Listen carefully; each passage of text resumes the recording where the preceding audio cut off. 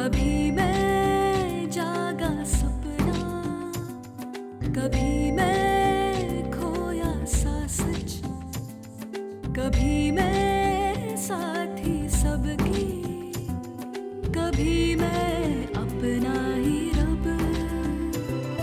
रंगों की खुशबू को कोख में भर सकती हूँ, एक नई जान को सांसों में भर सकती हूँ। मैं ये भी, मैं वो भी, मैं कुछ भी कर सकती हूँ। मैं कुछ भी कर सकती हूँ, मैं कुछ भी कर सकती हूँ। मधुक साहब, गलत ताकतों की अपनी एक अलग लौ होती है जो खुद ही बुझ जाती है। हमारी ताकत सच्ची है और इसीलिए अगर कोई भी गलत ताकत हमसे टकराने की कोशिश करेगी तो शायद वो खुद ही फना हो जाएगी। बहुत अच्छा लगा कुछ दिन सब लोगों के साथ गुजार के, लेकिन अब थोड़ा सा बुरा लग रहा है कि मुझे वापस यूएस जाना है अपनी पढ़ाई पूरी करने के लिए। उन लोगों को बताया तुमने कि तुम जा रहे हो? देखो, ये बिजनेसमैन किसी ना किसी पार्टी के साथ चौंटेबाजी करते रहते हैं। ये कभी भी बदल सकते हैं, इन पर कोई भरोसा नहीं करना चाहिए। ये किसी भी हद तक गिर जाएंगे, बस तुम्हें इनकी नकेल को कसे रखना है। प्रीता पे हमला तो लड़कों ने किया था, बच्चे थे। अब होगा भयानक हमला पूरे माथुर परिवार पे।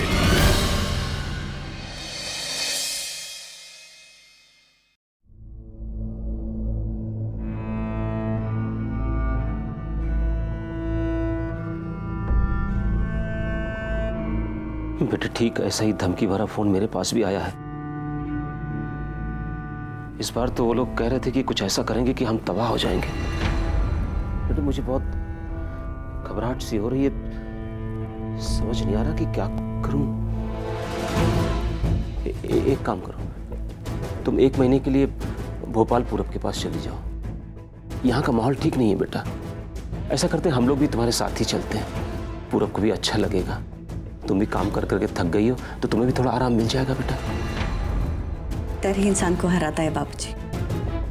डर है तो हार है। तो फिर हम क्या करें बेटा? 2 रास्ते हैं बाबूजी, या तो डर कर सब कुछ भूल कर भाग जाएं, या फिर सबका सामना करो। गिरो उठो, उठो गिरो फिर उठो, पर डटे रहो। मैं जानता हूं तुम दूसरा वाला रास्ता ही अपनाओगी, लेकिन बेटा पिता हूं, चिंता लगी रहती है। वो लोग मुझे क्या डराएंगे बाबूजी? वो लोग तो खुद मुझसे डरते हैं, मेरी सोच से डरते हैं, मेरी नीयत से डरते हैं, मेरे विश्वास से डरते हैं, मेरे निश्चय से डरते हैं। वो लोग कायर हैं बाबूजी। उनमें तो इतनी भी हिम्मत नहीं कि सामने आकर बात कर सके, पीछे से वार करते हैं। बेटे मैं तुम्हारी हिम्मत की तुलना नहीं कर रहा, लेकिन उनके ताकत को भी नजरअंदाज नहीं किया जा सकता बेटा। उनके पास शासन है, सत्ता है, वो किसी भी हद तक जा सकते हैं। तो जाने दीजिए ना बाबूजी, करने दीजिए हमला। कोई भी हमला मेरी हिम्मत को नहीं तोड़ पाएगा। वो हमला खुद उन्हें बता देगा कि कमजोर उनका वार नहीं, मजबूत मेरे इरादे। मैं तुमसे बात करने के लिए आया था, तुम्हें समझाने के लिए आया था। तुमने पहले से ही मन बना लिया तो मैं क्या करूं? हाँ बाबूजी, अब मैं पीछे हटने वाली नहीं। मैं मिनिस्टर साहब से मिलने जा रही हूँ। मुझे कटघरे में खड़ा किया गया है, मुझ पर सवाल उठाए गए। कई सारे सवाल हैं जिनके जवाब मुझे बटोरने हैं। मैं दुनिया के किसी भी कटघरे से नहीं डरती। आप तो जानते ही, आप ही की बेटी हूँ। इस दुनिया में आपसे ज्यादा मुझे और कौन जानता है बाबूजी?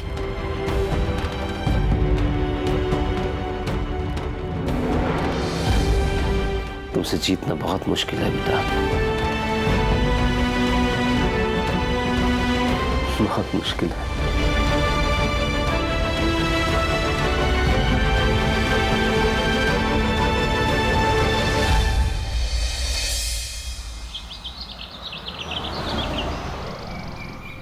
एक बार जो विदेश चला जाए वो लौट कर वापस नहीं आता। आपके लिए भी ये आसान नहीं होगा। लोग जाते हैं, सुख सुविधा में इतना डूब जाते हैं कि उन्हें लगता है देश की धूल मिट्टी कौन खाए। क्यों? तुम्हारी स्नेहा दीदी भी तो लौटी है ना? हाँ वो तो है, लेकिन स्नेहा दी तो मुंबई में ही थी ना। दिमाग हमें रास्ता नहीं दिखाता, दिल हमें रास्ता दिखाता है। बाप रे, कितना फिल्मी डायलॉग है। सच में मुझे पता नहीं था कि इतना मन टिक जाएगा यहाँ। डॉक्टर स्नेहा के काम ने मुझे बहुत छुआ है, बहुत प्रभावित हूँ मैं उनसे। आसान नहीं होता जिंदगी के सारे ऐशो आराम, सुकून, पैसों का त्याग कर सिर्फ अपनी आत्मा की खुशी के लिए काम करना। डॉक्टर स्नेहा कहती हैं कि जब हर शहर का रास्ता गांव तक आ जाए तो सिर्फ गांव ही नहीं पूरा देश बदल जाएगा। लोग बस सिर्फ भाषण देते हैं, लेक्चर देते हैं कि देश को ऐसा होना चाहिए, देश को वैसा होना चाहिए, लेकिन असल में कितने लोग कदम उठाते हैं? डॉक्टर स्नेहा सबसे अलग है। वो हमारे लिए एक मिसाल बनी है। स्नेहा दीदी की इतनी तारीफ, काश कि कोई मेरी तारीफ भी कर देता। 1 वुमेन आर्मी है आप तो, इस सारी फौज के लीडर। मजाक नहीं है। ये जानकर खुशी होती है कि प्रतापपुर की एक लड़की, जिसे सब लोग झांसी की रानी के नाम से चढ़ाते हैं, वो फौज में भर्ती होना चाहती है। कम से कम सपने तो बड़े देख ही सकते हैं। बिल्कुल, सपने देखने में कंजूसी कभी नहीं करनी चाहिए, क्योंकि वहां तो अपना राज चलता है ना। जितना मन चाहे सपने देखिए। बहुत अच्छा लगा प्रीता तुमसे मिलकर, फिर मिलेंगे। बिना हमारी बुआ जी के हाथ का बना हलवा खाए अमेरिका जाएंगे तो बहुत कुछ मिस करेंगे आप। लोग चाय पिलाकर रिश्ते जोड़ते हैं, ये तो सुना था। तुम कहीं हलवा खिलाकर कुछ रिश्ते से डर लगता है तो ठीक है, आप हलवा का प्रस्ताव ठुकरा सकते हैं। अगर मैंने ऐसा किया तो मैं दुनिया का सबसे बेवकूफ इंसान कहलाऊंगा। 1-2 दिन में मिलते हैं प्रीता। आज शाम को पापा के साथ चाय है। हमें अपने घर में एक दूसरे से मिलने के लिए अपॉइंटमेंट लेनी पड़ती है। ठीक है, जाने से पहले मिलिएगा जरूर। हाँ, पक्का।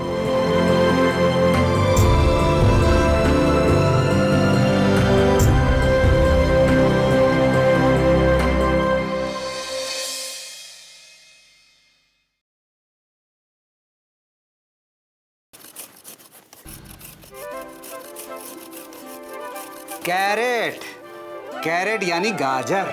करोट यानी गाजर। अरे कितना मुश्किल है भाई, कितना अंग्रेजी में मुंह घुमाना पड़ता है।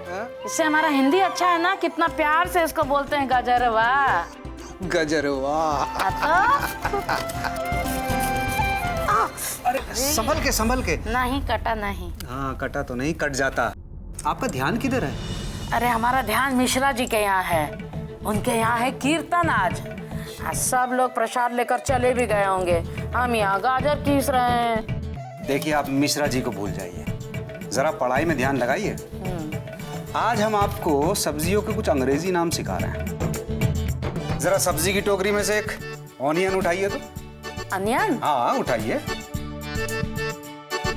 अनियन। अरे लौकी है ये। आप ऐसा हंसेंगे तो हम अंग्रेजी में कुछ भी नहीं सीखेंगे। हाँ देखिए, ये है प्याज जो सबको रुलाता है, इसे कहते हैं ऑनियन। अच्छा, ये है अनियन। हाँ, जब इसको छिलेंगे तो ये आपको भी रुलाएगा। हमें काहे रुलाएगा? रोए हमारे दुश्मन। अरे हम शौक से ना पढ़ाई कर रहे हैं। अरे सजा बतौर नहीं कर रहे हैं भाई। हमें जब लगेगा कि सजा मिल रही है तो भाई हम जय राम जी की कर लेंगे। सही बता रहे हैं। अच्छा चलिए, छोड़िए, हमने तो टीचरी बहुत कर दी है। अब आप हमारी टीचर बन जाइए। हम का सिखाएंगे पढ़ाएंगे, हम तो खुद ही अनपढ़ हैं भाई। अरे नहीं सिखा सकते।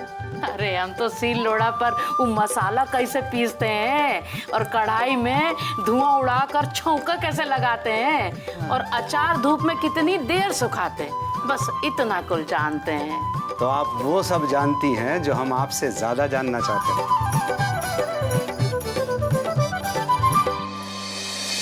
अच्छा, ये गाजर का क्या बनाने वाली हैं आप? कैरोट हलवा। कैरोट हलवा? गाजर का हलवा। अच्छा सुनिए, ये कैरोट हलवा हमें भी बनाना सिखा दीजिए ना। हाँ। जब वो बहू का जन्मदिन होगा तो हम इसे बनाएंगे, उसे देंगे तो कितना खुश होगी। हाँ, काहे नहीं, बहुत अच्छा आइडिया है आपका।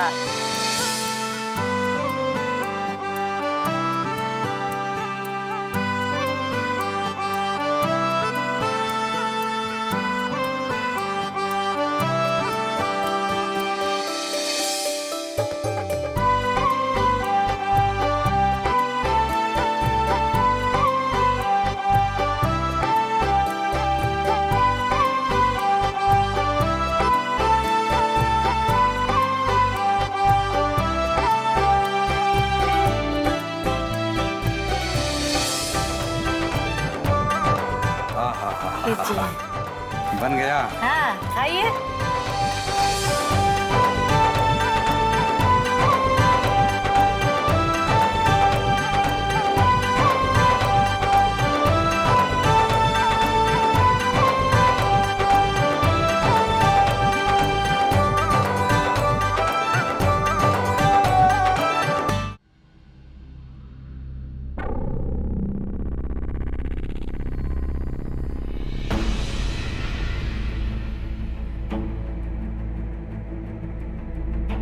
आज पहली बार मुझे अफसोस हो रहा है अपनी मजबूरी पर। मैंने अपना कर्तव्य तो निभाया, लेकिन देखो गौरी, जिंदगी नाम की ये कश्ती मझधार में आते ही लहरों को परखने लगती है। लहरों की अपनी एक प्रकृति होती है और कश्ती का अपना एक लक्ष्य। ऐसी स्थिति में मन का ये द्वंद्व बहुत स्वाभाविक है। सर, जिन हाथों ने मुझे बचाया, मेरी खोई हुई जिंदगी मुझे वापस दी, आज उसी के लिए मैं अपने इन हाथों से रिपोर्ट बना रही हूँ। इसमें उन सब गवाहों के लिखित बयान हैं जिन्हें स्नेहा मैम ने वो दवा दी है। देखो, मन तो मेरा भी साफ कह रहा है कि दवाइयों की सप्लाई में फेरबदल हुआ है। गवाह खरीदे गए हैं, लेकिन कानून का एक अपना दायरा होता है और उस दायरे से हम बाहर नहीं जा सकते। हमारे पास सबूत है, मैं कार्रवाई करनी होगी गौरी। दायरे बड़े अजीब होते हैं सर ये दायरे। मेरी शादीशुदा जिंदगी के दायरे में ये नहीं था कि मेरा पति मुझे मारे और मैं उसके खिलाफ जाऊं, लेकिन स्नेहा मैम ने मुझे उन दायरों को तोड़ना सिखाया, हिम्मत दी, मुझे सहारा दिया। देखो गौरी, हम पुलिस में हैं, हमें दायरे के अंदर रहना सिखाया जाता है। भावना का कोई स्थान नहीं हमारे इन दायरों में, लेकिन उसके बाद भी मैं तुम्हारी भावना को समझती हूँ। कभी कभी विश्वास उठ जाता है सच्चाई से। जो इंसान सच के रास्ते पे चलता है, पता नहीं क्यों उसके साथ ऐसा होता है। सच्चाई को क्यों जलील किया जाता है? पथरीले रास्ते पे चलने वालों को राह में फूल क्यों नहीं मिलते? कील और पत्थर क्यों? खारो खास तो उठे रास्ता तो चले, खारो खास तो उठे रास्ता तो चले, मैं अगर थक गया काफिले तो चले। बेलछे लाओ खोदो जमीन की तहें, मैं कहाँ दफन हूं पता तो चले। ठीक तुम्हारी तरह मैं भी उतना ही लाचार हूं गौरी, लेकिन उम्मीद पे दुनिया कायम और उसी उम्मीद पे मैं कायम हूं। आज स्नेहा को सबसे ज्यादा किसी की जरूरत थी तो अर्जुन की, मेरा मानना है कि अर्जुन इस केस को जितनी अच्छी तरीके से संभाल सकता कोई और नहीं, लेकिन दोनों ने अपने रास्ते, मंजिल, शहर सब बदल दिए। क्या करें?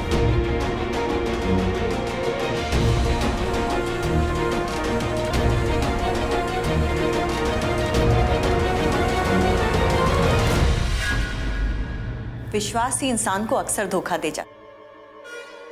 आप पर भी मैंने विश्वास किया था। आप गलत मतलब निकाल रही हैं डॉक्टर स्नेहा। मुझे लगा था कि कोई तो है जिस पर मैं भरोसा कर सकूं, कोई है जो सच्चे तरीके से मेरे काम को समझता है। पता नहीं किस गलतफहमी में जी रही थी। अंत में यहां सब एक जैसे, सब मिले हुए, सबकी मंशा एक ही, अपने स्वार्थ के लिए दूसरों की बलि।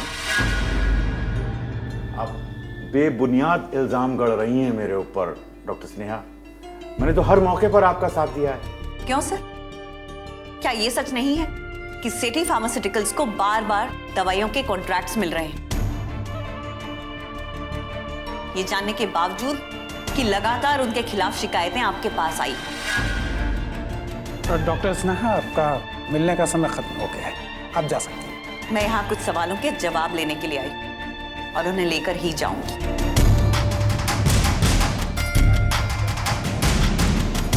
सरकारी दलदल में पैर मत डालिए,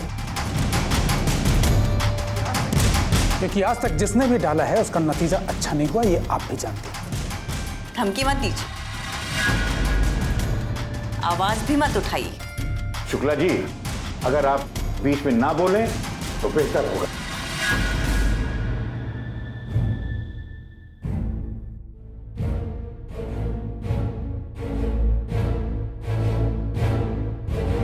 ये आखिरी मौका है सर, हो सके तो अपने भीतर सोए हुए इंसान को जगाइए। आप चाहें तो उन लोगों पर बैन लगा सकते हैं, उनके खिलाफ केस फाइल कर सकते हैं, उनकी दवाइयों की सप्लाई पर रोक लगा सकते हैं। और अगर आपने ये रोक नहीं लगाई ना, तो इंतजार कीजिए एक ऐसी आंधी का जो आएगी और आपको उड़ा कर ले जाएगी। आप उसे रोक नहीं पाएंगे।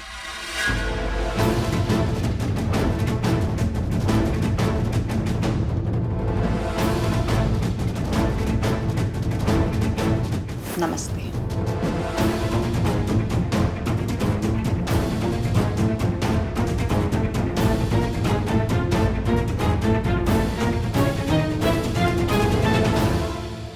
सर, ये मुझे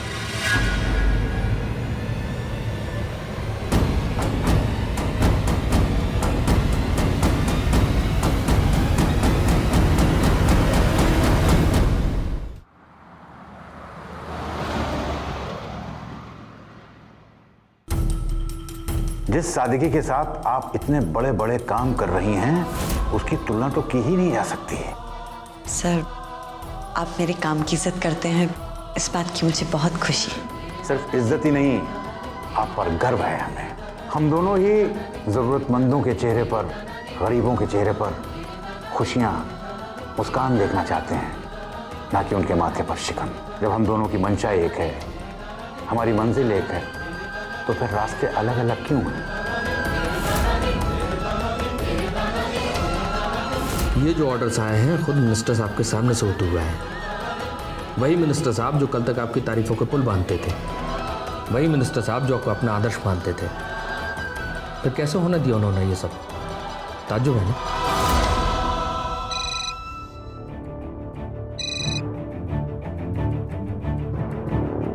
हाँ अर्जुन। स्नेहा, तुम कैसी हो? स्नेहा, मैं इतना भी तो पराया नहीं हुआ ना कि तुम मुझे कॉल ना कर सको। अर्जुन, मैं अकेली चली हूँ, हिम्मत करके। कभी कभी मन कमजोर होता है और कभी कभी मुझे भी याद कर लिया करो स्नेहा।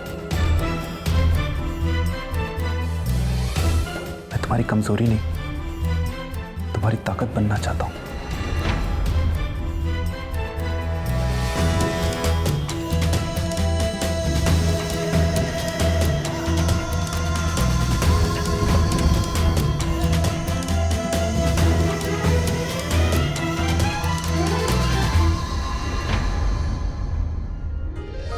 डॉक्टर स्नेहा और उनके परिवार को धमकी दी जा रही थी।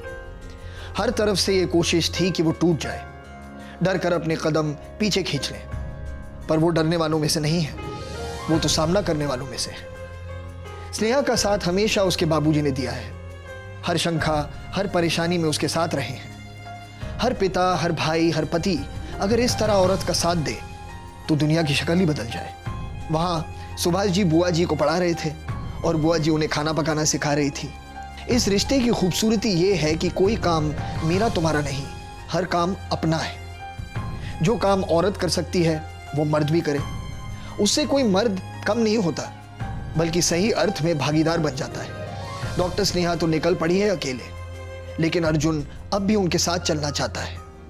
जो दरार इस टूटे हुए रिश्ते में पड़ी है, उसके बीच में अर्जुन को अब भी बारीक सी रोशनी दिखाई देती है।